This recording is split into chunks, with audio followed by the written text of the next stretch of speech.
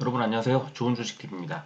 금요일날 우리 시장이 굉장히 좋았음에도 불구하고 60일 신고가라든가 골든크로스 종목들을 추려보니까 생각보다는 그렇게 많지는 않았습니다. 왜냐하면은 주 중에 워낙에 어, 시장 흐름이 좋지 않다 보니까 금요일날 이전의 고점을 깼다거나 지난 한 주간의 평균 흐름이 좋아졌다거나 이렇게 말하기 어려운 거예요. 그러니까 금요일 날 제가 방송에서 말씀드렸던 것처럼 딱 뺐던 만큼 정도까지만 올려놓은 상태인 거지, 지금 이거를 이전보다 더 좋은 흐름으로 뒤바꿔 놨다고 보기는 좀 어렵다, 이렇게 금요일에도 말씀드렸고 오늘 이 주도주를 추리면서도 그런 생각을 많이 하게 됐는데요.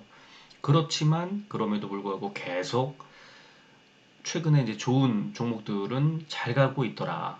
잘 가는 종목들은 계속 잘 가요. 그리고 지난주의 흐름이 분명히 바뀐 이 종목들도 있어서 아직은 일단 다음 주 월요일 날, 그러니까 내일이죠. 내일 시장 분위기가 좀 좋지 않을 것으로 지금은 예상이 됩니다만, 그래도 한번 지난주의 흐름을 토대로 해서 시장을 한번 진단해 보는 건 필요하겠다라는 생각이 듭니다. 그래서 오늘도 어, 지난 3개월간의 가장 3개월 주가가 3개월 동안의 주가 중에 가장 금요일날 주가가 가장 좋았던, 가장 높았던 종목들, 신고가 60일 신고가 종목들을 살펴보고요.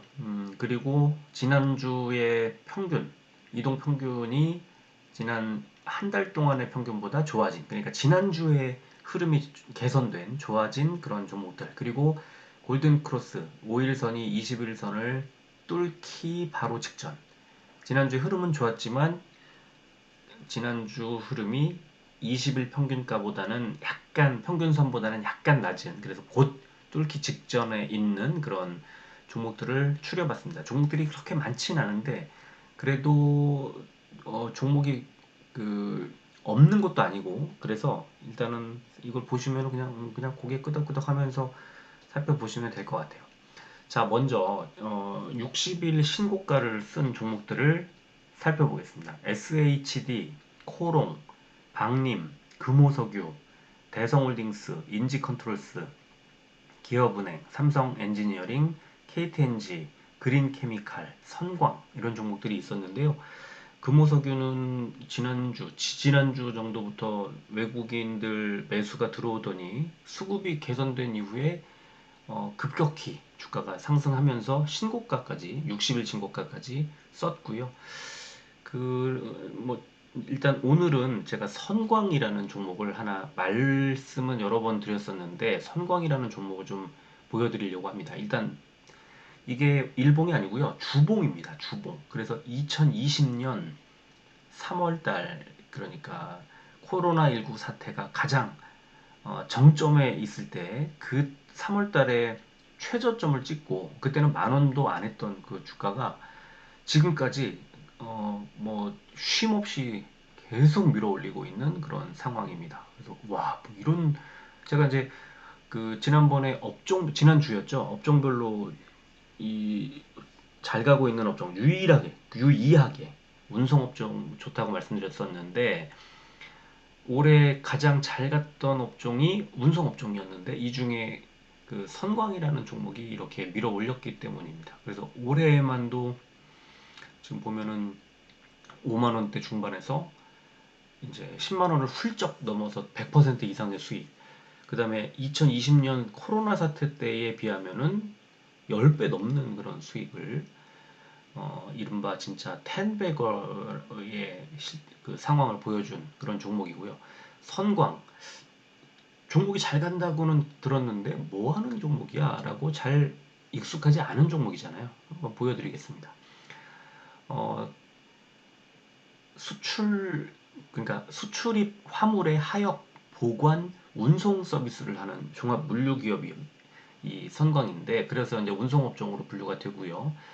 인천, 군산, 평택항을 거점으로 하고 있습니다. 그래서 이 중에 이제 크게 사이로 하역, 컨테이너 하역, 일반 하역, 이렇게 구분을 하는데, 사이로가 뭐냐 하고 봤더니 인천항과 군산항을 거점으로 보관성이 우수한 콘크리트식 양곡 저장 시설인 사이로, 그리고 그러니까 이 사이로라는 게 수입한 농산물을 이제 쌀을 저장하는 그런 시설. 그리고 컨테이너 하역은 인천 송도 신항에서 이제 컨테이너 전용 터미널을 운영하고 있으면서 이제 수출을 하기도 하고 수입을 하기도 하는 컨테이너 화물에 대해서 하역 보관 운송 서비스를 하는 그런 부문. 그리고 일반 하역은 평택항 동부두, 평택항 서부두, 인천 북항 등에서 자동차, 슬라그, 원목 같은 일반 수출입 화물에 대해서 하역 서비스 제공한. 그러니까 바다에서 항구로 들어오는 그 수입 물량, 항구에서 나가는 수출 물량의 하역 보관 운송 서비스를 해주는 회사다. 이렇게 보시면 될 것 같아요. 그래서 왜 이렇게 주가가 많이 올랐을까? 자, 지금 반기 보고서 상으로 보면 영업이익이 53억 원을 냈는데 작년에 89억 원, 거의 90억 원에서 많이 줄었어요. 그런데 누적을 보시면 영업이익이 반기까지 165억, 작년에 139억. 뭐냐 하면 1분기 때 엄청 좋았다는 거죠. 1분기 때 좋았고 작년에도 좋았고 코로나 이후에 계속 좋아지면서 작년 그다음에 올해 1분기까지 엄청 좋았는데 2분기 때 실적이 좀 꺾였어요. 그래서 저는 이게 지금 주가가 이제 상승하는 추세가 약간 그 완만해지는 느낌이 들었던 것은 바로 이런 그 2분기 실적이 조금 꺾이는 느낌이 있었기 때문이라고 보고 3분기 실적이 만약에 다시 좋아지면 잘 가겠지만 그렇지 않다면 이 2년 뭐 한 6개월 동안 이어진 이 진짜 1000%가요? 그렇죠. 1100%인가요? 10배가 넘게 수익, 12배 정도가 주가가 올랐는데, 이 12배 정도 올라간 이 주가의 상승 추세가 여기서 조금 꺾일 수도 있는 지점이 아닐까 하는 그런 아주 중요한 변곡점에 있다. 이렇게 볼 수 있을 것 같습니다. 그래서 지금 선광은 지금까지는 굉장히 밀어 올리면서 이게 60일 신고가뿐만 아니라 52주 신고가를 계속 쓰고 있는데 조금 주의해야 하는 구간이 아닐까 하는 생각이 들기도 합니다. 자, 그리고 신고가 좀 더 볼까요? 포스코 엠텍, 골드NS, 아바코, EV수성, 나스미디어, 동일금속, 신라젠, SD생명공학, 자이글, GRT, 소마젠 이런 종목들이 있었는데 나스미디어도 한번 말씀드렸던 종목이기도 한데 지금은 아무래도 신라젠이 가장 시장에 지금 핫한 종목이라고 생각을 합니다. 거래 재개가 된 것 자체가 일단 다행스러운 일이고요. 그 다음에 뭐 17만 명 정도 된다는 개인 투자자들이 그동안 정말 마음고생 많이 하셨던 종목인데, 자, 이 종목이 거래가 재개되고 이틀 연속 상한가가 나왔습니다. 이제, 자, 일단 그 일봉으로 보면은 뭐 최근 이틀밖에 안 나오니까 월봉으로 보면요. 지난 2017년도에 급등이 이렇게 쫙 나옵니다. 만 원도 안 하던 주가가 결국에 3만 원대 중반까지 그냥 단숨에 2017년 말에 올랐다가 2018, 2019까지 쫙 떨어져서 다시 제자리로 내려옵니다. 그리고 지금 이제 이번에 반등을 한 건데 이렇게만 보면 그냥 알기 어려워요. 그런데 일단 2017년에 여러 가지 기대감 때문에 올랐다가 쭉 빠지고 나서 횡령 사건 나오면서 이제 거래가 오랫동안 정지가 됐고 이번에 다시 재개가 된 거고 대주주가 바뀌었고 어제 말씀드렸나요? 그저께 말씀드렸나요? 그 대주주의 그 물량이 지금 짧게는 한 달에서 길게는 한 3년 정도 보호예수를 스스로 보호예수 조치를 한다고 공시가 나왔고 그러면서 주가가 두 번 연속 상한가가 나왔는데 지금 이제 잘 생각해야 되는 거가 뭐냐면 주가가 하락한 그리고 어, 그 상장 폐지 심사를 받았던 이슈는 횡령이라는 일시적인 그 사건이었고 이 신라젠이 지금 개발하고 있는 뭐 항암 치료제 그런 본질적인 문제하고는 관련이 없다는 거죠. 지금 시간이 오히려 이렇게 상폐가 안 되면서 오히려 그게 그럼 그동안에 어느 정도 개발이 됐고 임상이나 이런 것들이 어느 정도 진행된 거야. 그 진행은 됐고 주가는 멈춰 있었지만 그 진행을 막고 있지는 않았구나. 그리고 오히려 대주주가 바뀌면서 이제 뭐 자금난이라든가 이런 것들이 해소된 거 아니야? 이런 상황에서 거래가 재개될 때 단숨에서 마이너스 35% 다운된 가격 8,380원이라는 가격으로 거래가 시작되다 보니까 이거 싸다 이렇게 받아들인 거죠. 그리고 그러면 어디까지 주가를 올리면 좋을까? 뭐 모르죠. 알 수 없는데 이렇게 지금 제가 월봉으로 표시한 것의 동그라미 부분의 위쪽에 초록색 선 60개월 선이 60개월이라는 게 뭐냐면 5년 평균이잖아요. 5년. 월봉으로 했을 때 5년 동안의 주가 이동 평균. 왜 5년이냐? 2017년부터 주가가 급등했으니까 급등과 하락을 모두 반영한 가격대는 5년치를 보면 되는데 그 5년치가 지금 저 위에 머리 위에 있어요. 24,500원쯤 돼요. 한 24,000원 정도라고 보시면 돼요. 그럼 지금 8,300원이라는 가격은 너무 싸다는 느낌이 들고 이걸 주봉으로 펼쳐봐도 22,000원 정도에서 가격대가 나오거든요. 이 위쪽에 이제 저항 라인이 될 수 있는 선이죠. 그래서 지금 14,000원에서 만약에 내일 한번 지금 그 상한가 매수대기 물량이 377만 몇 주 정도가 이제 있었는데 이게 만약에 내일 한 번 더 밀어 올리면 18,300원인가? 18,000 얼마가 되거든요. 거기에서 한 번 더 가면 이제 24,000원까지 가요. 그러면 제가 볼 때는 한 번 정도는 상한가 그 추세가 한 번 더 이어진 뒤에 그 다음에 한 24,000원 언저리 가면은 이제 조금 올라가는 추세가 좀 약해지지 않을까. 이제 그냥 요 단순하게 요 이동평균 라인만 보면은 그렇게 생각을 하고요. 그러면 이 정도가 가격이 적당한 선이야? 이건 뭐 아무도 알 수 없죠. 그래서 신라젠 지금 상황이 어떤지를 한번 보자는 겁니다. 신라젠이 먼저 뭐 하는 회사일까?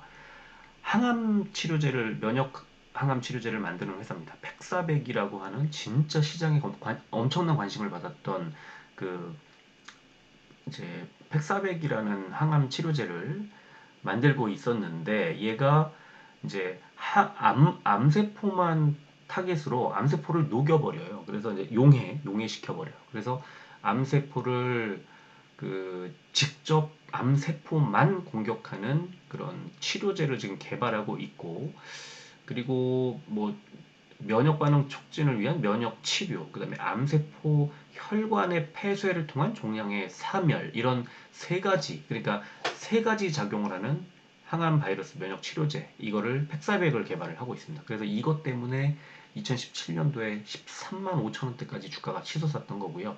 자, 그러면 지금 2022년에 나온 반기 보고서를 통해서 얘네들 어디까지 진행이 됐을까? 우리 관심에서 멀어져 있던 지난 2년 얼마 동안 얼마나 진행됐나를 보자는 거예요. 제가 이제 이렇게 표시를 해놨는데 1, 2, 3번 해놨는데요. 신장암 치료제 공동개발 협약을 일단 그 리제네론하고 미국에 이 체결을 해서 지금 그 병용 투여, 팩사백을 같이 병용 투여하는 임상 시험이 2A상이 지금 진행을 이제 하고 있고, 그 다음에 2022년 1월 올해 이제 환자 등록이 끝난 상태에서 현재 투약이 진행되고 있다는 것이 하나가 밝혀져 있고요. 자, 두 번째는 흑색종이라고 하는 이제 그 희귀의약품 승인을 미국의 이제 FDA로부터 그 받아서 어, 또 이제 중국의 또 흑색종 대상으로 한 병용 치료 임상 시험이 지금 대상자를 모집하고 있고 조금 더디긴 하죠. 자, 그리고 세 번째는 호주에서 전립선암 대상으로 이상의 임상 시험을 준비하고 있다. 그러니까 임상은 아직은 이렇게 빠른 속도로 진행되지는 않고 있지만 지금 투약하고 있는 건 신장암 치료제. 그래서 이 이제 1번 표시해 놓은 리제네론과의 이제 그 신장암 임상 2A상 병용 투여하고 있는 임상 2A상에 관심이 쏠릴 수밖에 지금 없는 그런 상황이고 자 그러면 여기 신장암 그 다음에 흑색종 그 다음에 전립선암 이외에 다른 게 뭐 있나 개발하고 있는 게 있나를 봤더니 SJ600이라는 어, 그 제품을 지금 고형 여러 가지 고형 암종을 대상으로 이제 정맥 투여를 했을 때 생체 내 항암 효능 평가를 하고 있는 이 서울대 의과대하고 이제 같이 하고 있고, 그 다음에 두 번째는 JX900이라고 하는 이제 그 또 차세대 항암 바이러스를 개발하고 있다. 이렇게 두 가지 개발 상황을 또 표시를 해놓고 있습니다. 그러니까 만약에 팩사백이라는 것이 신장암 2A상에서 만약에 어떤 효능을 보이고 뭐 2B로 넘어가거나 3상으로 만약에 진출한다 그러면 주가가 한번 팍 튀어오를 가능성이 있는, 지금 현재 투약 중이기 때문에 뭐 내년쯤에는 어느 정도 성과가 있지 않을까 하고 올해 기대를 하고 있는 지점일 수도 있겠다는 거죠. 오늘 지금 현재 두 번의 상한가가, 그러니까 어차피 그런 기대치가 연말에 반영이 될 거면 어, 지금 미리 쌀 때 8,000원, 9,000원, 뭐 만원, 14,000원 이럴 때 매수를 해놓자 하고 샀던 거예요. 근데 이게 개인이 샀느냐? 아니죠. 개인이 팔았죠. 외국인이 사고 있습니다. 그래서 외국인의 매수가 지금 상당히 많이 몰리고 있는 점이 특징이고, 이 신라젠의 주가를 조금 더 위로 올리지 않을까 하고 기대를 하게 하는 그런 지점이 아닌가 생각이 듭니다. 일단 현재 그 뭐 두 번의 이틀간의 거래를 통해서 그 주가를 가지고 뭐 60일 신고가라고 말하기는 좀 그렇지만 실제로 뭐 신고가가 맞기는 하죠. 근데 어쨌든 그 지난주에 그 흐름이 조금 더 이어질지 어떻게 될지는 이번 주 흐름을 좀 봐야 될 것 같고, 주 초반에 시장 분위기가 안 좋을 때 그러면 신라젠 그 주가가 만약에 출렁거리면 그때 좀 매수를 하면 좋을까? 글쎄 그거를 그때 가서 조금 더 생각을 해봐야 되지 않나 그런 생각이고요. 언제 뭐 얼마까지 밀고 가야지 뭐 이런 거를 미리 계획을 세울 필요는 없을 것 같아요. 그냥 어, 제 생각에는 그때그때 시장 분위기에 맞춰서 이 종목의 주가 흐름에 맞춰서 대응을 하면 되겠다는 생각입니다. 자, 이제 골든 크로스 종목을 보겠습니다. 유한양행, DB하이텍, 부국증권, 현대해상, 효성, 진원생명과학, 계양전기, 대창단조, 삼성물산, 유니온 머티리얼이 있는데요. 저는 유한양행을 하나 좀 보여드리고 싶습니다. 유한양행 일봉을 보면은 뭐 3개월 뿐만 아니라 지금 요 이제 금요일 날 이 장대 음봉이 나왔는데 시초가가 갭 상승 출발을 해서 쭉 밀려 내려왔습니다. 61선에 밀려서 내려왔는데요. 그 아래쪽에 이제 5일선, 분홍색 5일선이 노란색 21선을 뚫고 올라간 거. 지난주 흐름이 되게 좋았죠. 그래서 그 지난주 흐름을 보시면 골든크로스가 이제 나올 수 있는 그런 자리였고요. 이 일봉을 더 그러니까 늘려봐도 계속 홍보를 하고 있습니다. 유한양행은 너무 덩치가 크기도 하고 많은 투자자들에게 그렇게 매력적인 어떤 개발 회사로 그 이미지가 각인되어 있지 않기 때문이라고 생각을 하는데, 과연 그럴까? 유한양이 제가 지금 저 최근에 주목하고 있는 종목이기도 한데요.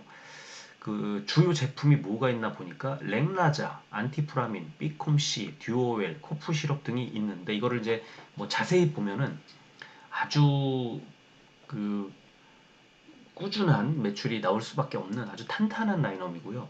특히 렉라자는 맨 아래줄 보시면은 2021년 7월에 국내에 출시한 비소세포 폐암 치료제 렉라자, 신약인 렉라자를 성공적으로 시장에 안착시켰다. 그러면 지금 올해 2022년에는 2021년에 국내에 출시했으니까 실적이 좋아져야 되고, 이게 더 좋아지려면 내년에 더 좋아져야 되는데 실적을 한번 보자는 거죠.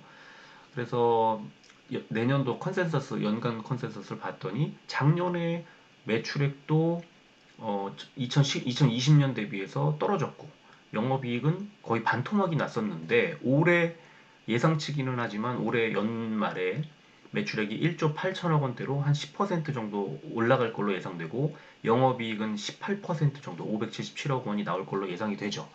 자, 중요한 건 내년인데, 내년에 매출액이 2조 원을 사상 처음으로 돌파를 하고 영업이익이 역시 사상 처음으로 1천억 원을 돌파할 것으로 예상이 됩니다. 그러면 올해 대비해서 74%의 급성장. 렉라자 뭐 안티프라민이나 비콤시 팔아가지고 이렇게 될 거라고 생각하는 건 아닌 것 같고요. 이 비소세포 폐암을 런칭을 한 게 상당히 도움이 되지 않을까 이렇게 보는 거죠. 그러면 렉나자의 매출이 본격적으로 성장하는 그런 시기, 그게 올해가 지나서 내년 정도라고 이렇게 컨센서스만 보면 알 수 있는 거고요.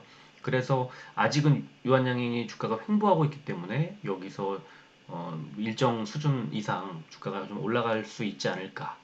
그 일정 수준 이상이라는 것은 이제 어디까지 될지 모르겠지만 곧 그 60일 신고가에 이름을 올리는 그런 정도 수준이 되지 않을까 하는 그런 생각이 많이 듭니다. 자, 골든크로스 좀 더 볼까요? GS, 효성 TNC, 대덕전자, 일지테크, NSN, 해성산업, 서린바이오, 플래스크, 캠시스, 아이컴포넌트가 있고요. 조금만 더 보겠습니다. TCK, YOM, 웰크론한텍, 미래나노텍, 전진바이오팜, 인터로조, 나이백, 넵튠, 원익 IPS, 나노 CMS가 있는데요.